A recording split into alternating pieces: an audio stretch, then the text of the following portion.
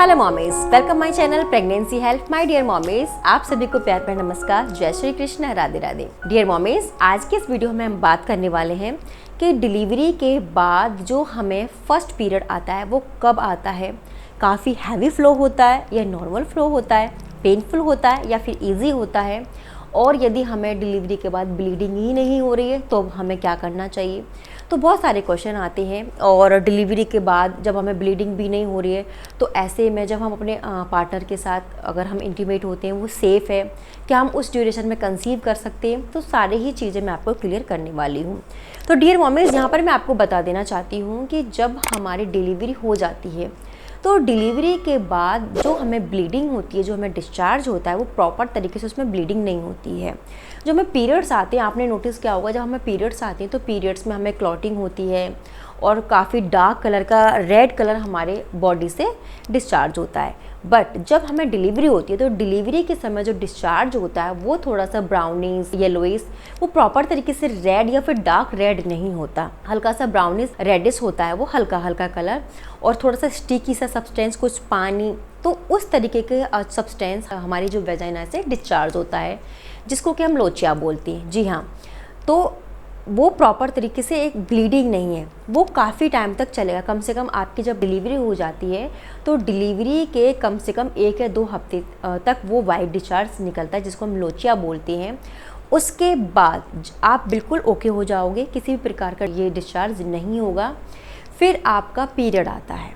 वो period depend करता है कि यदि आप अपने बच्चे को फीड करा रहे हो, ब्रेस्ट फीड करा रहे हो, किस तरीके से आप ब्रेस्ट फीड करा रहे हो। देखिए, कुछ मदर होती हैं जो अपने बच्चे को एक्सक्लूसिवली ब्रेस्ट फीड कराती हैं, वो कुछ भी नहीं देती हैं ऊपर का, सिर्फ और सिर्फ अपने बच्चे को अपनी ही ब्रेस्ट फीड कराती हैं।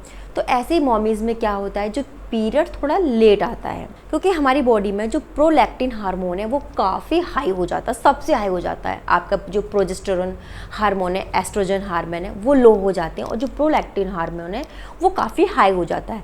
वो जब वो काफ़ी हाई हो जाता है तो अच्छी मात्रा में दूध बनता है, बच्चा अच्छे से ब्रेस्ट फीड करता है, लेकिन हमें पीरियड्स नहीं आती हैं, ठीक है। लेकिन कुछ मॉमीज़ होती हैं जो बच्चों को थोड़ा थोड़ा दूध अपना ब्रेस्ट फीड कराती हैं, कुछ ऊपर का भी देती हैं।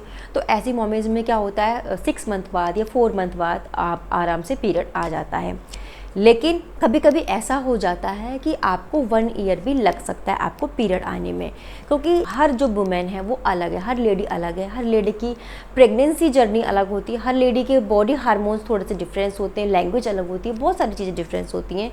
तो किसी किसी में जल्दी पीरियड आ जाता है, किसी किसी में 6 मंथ लग जाते हैं, किसी किसी को 1 ईयर भी हो सकता है, ठीक है। तो ये हमारी बॉडी के अकॉर्डिंग होता है। लेकिन जो माएँ अपने बच्चे को कम फीड कराती हैं उनको जल्दी पीरियड आ जाते हैं, क्योंकि वो कुछ माएँ वर्किंग होती हैं, कुछ नॉन वर्किंग होती हैं। तो जो वर्किंग है वो थोड़ा थोड़ा फीड करा पा रही हैं, तो उनमें पीरियड्स आने के चांसेस जल्दी हो जाते हैं। और जो बहुत ज़्यादा एक्सक्लूसिवली ब्रेस्ट फीड करा रही हैं अपने बेबी को, कुछ भी नहीं दे रही हैं, सिर्फ माँ के ही दूध पे बच्चा डिपेंड है, तो उनको जो पीरियड है वो थोड़ा लेट से होता है। तो इसलिए आपको परेशान नहीं होना।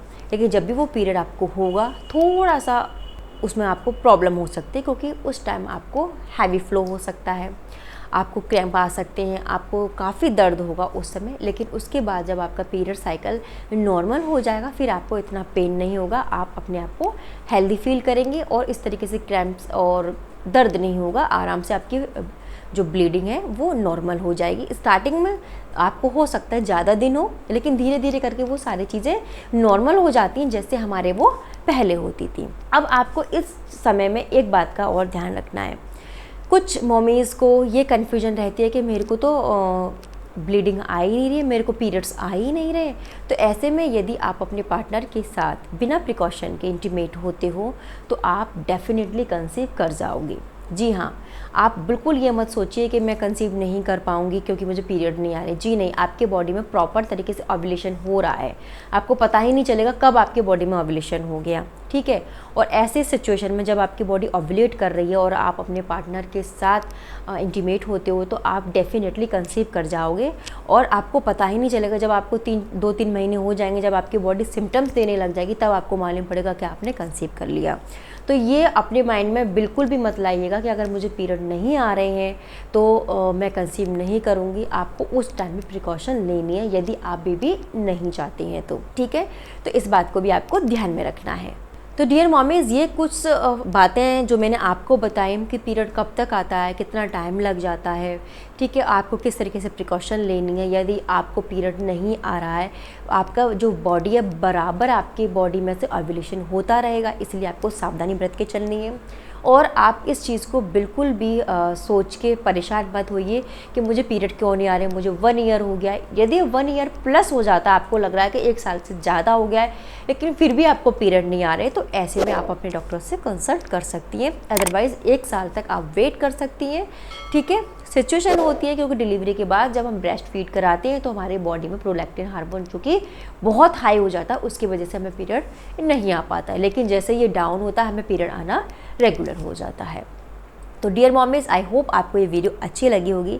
यदि आपको ये वीडियो अच्छी लगी हो तो प्लीज़ इस वीडियो को लाइक शेयर जरूर करिएगा। मैं ऐसे ही इन्फॉर्मेटिव वीडियोस आपके लिए लेकर आती रहूँगी। मैं नेक्स्ट वीडियो में मिलती हूँ नेक्स्ट टॉपिक के साथ। तब तक के लिए नमस्कार।